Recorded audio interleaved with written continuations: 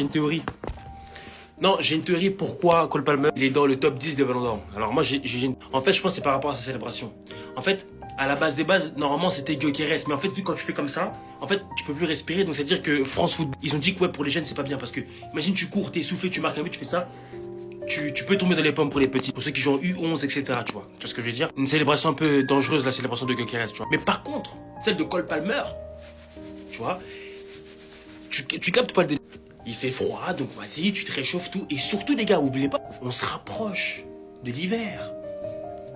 Vous comprenez pourquoi maintenant Cole Palmer il est 8ème par rapport à ses célébrations. Il fait froid, il a gagné quelques trophées, allez, on le met. Tout simplement. C'est juste ma théorie. Je pense que c'est ça. C'est juste une histoire de célébration.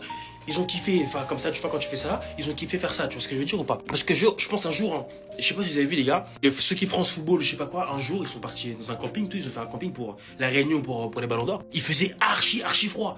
Et genre, il y a un de ses collègues, il fait froid un peu. Ah. Ils étaient là en mode, étant donné qu'on n'a pas trouvé un 8ème, mettons Cole Palmer. Voilà. C'est comme ça que Cole Palmer il est 8ème de Ballon d'Or. J'ai une théorie, moi c'est ça ma théorie. Yes! C'est quoi votre problème? C'est quoi votre problème maintenant? Dites-moi c'est quoi votre problème? Vous êtes fâché? Vous êtes fâché, c'est ça?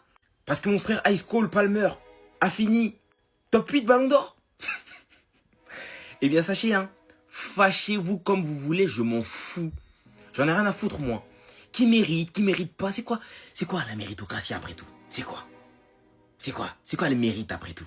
Qui décide de qui mérite pas? Ils ont voté, c'est trop tard. Tu veux faire quoi?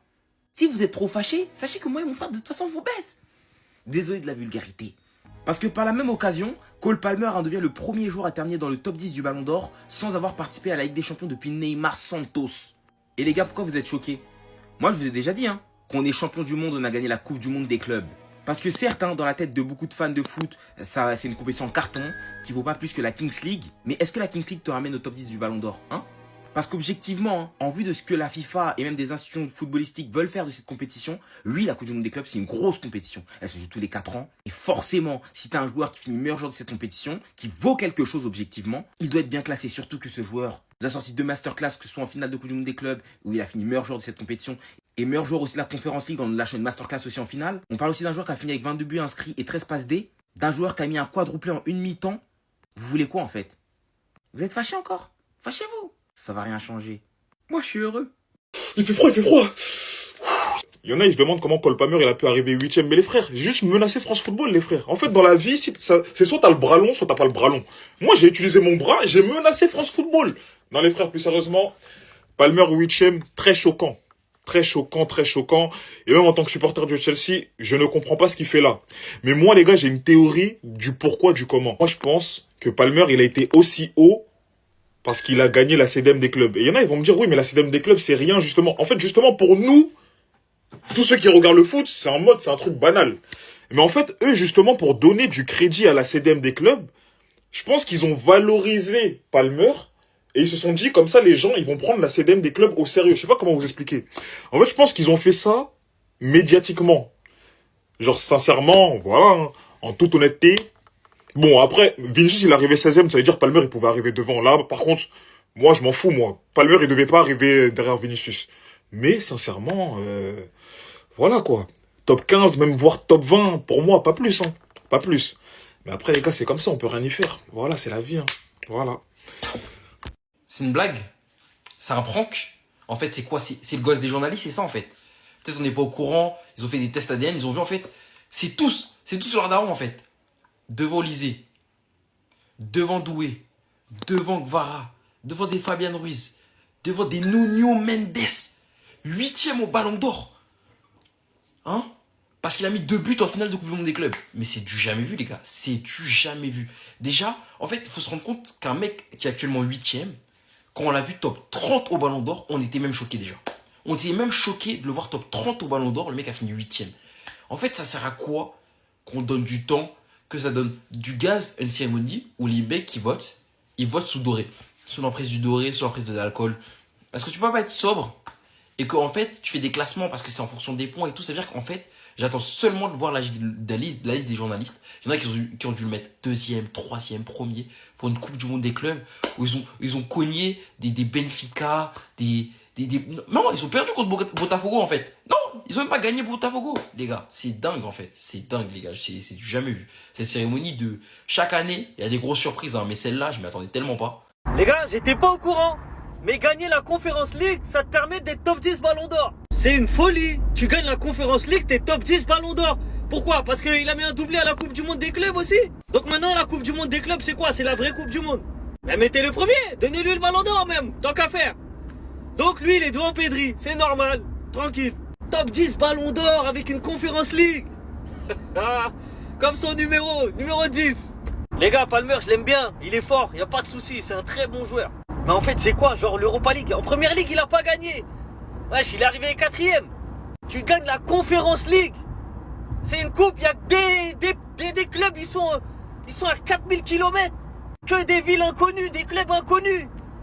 Vraiment, c'est un scandale. Et ceux qui votent, on regarde pas le même football en fait. On regarde pas le même football. Franchement, le Ballon d'Or, hein, plus les années passent, plus il s'affiche. Et moins on va apprécier ce trophée en fait. Ça va être simple. J'espère vraiment que le reste du classement, ça va pas être des dingueries, mais Pedri, il a rien à foutre 11ème et Palmer, il a rien à foutre top 10, tout simplement.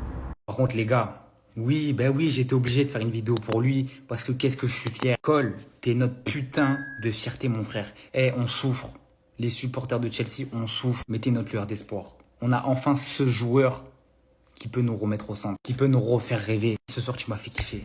Cole Palmer, 8ème au Ballon d'Or. Oui, ça va faire parler, je sais.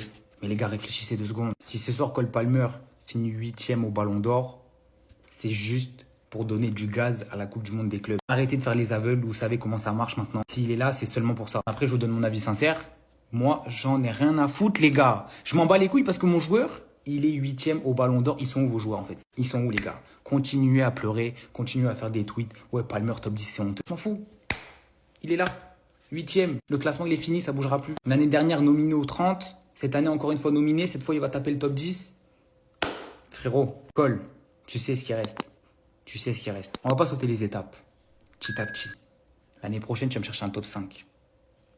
Après, on ira chercher ce Ballon d'Or. Je sais que tu vas nous le ramener, mon pote.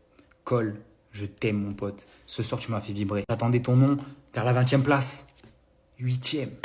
8ème, c'était inespéré. Le climatiseur originel a encore frappé. Le monde du football est choqué.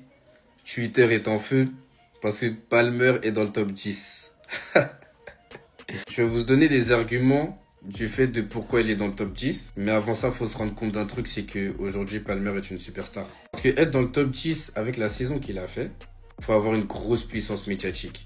Et Palmer, aujourd'hui, fait partie de ces gens-là. Maintenant, une fois qu'on a compris ça, voici, je pense, pour moi, voici les raisons pour lesquelles il est dans le top 10. Déjà, premièrement, son début de saison jusqu'à décembre, il est excellent, c'est beaucoup trop fort. On se souvient du quadruplé en une mi-temps contre Brighton. Voilà, c'est des records. Il enchaînait très bien. Ensuite, il a une très grosse baisse de régime.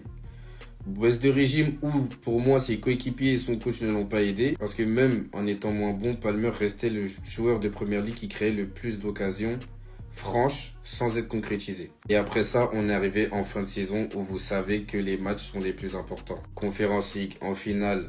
Il sort une deuxième mi-temps incroyable.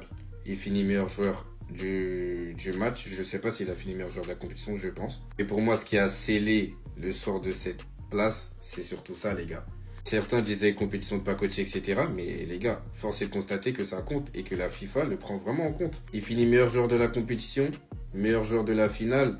Finale contre la meilleure équipe du monde, où il pose un récital, clairement. Il finit le match avec 2 buts, une passe D en 40 minutes. Voilà, Palmer a su briller au meilleur de moments.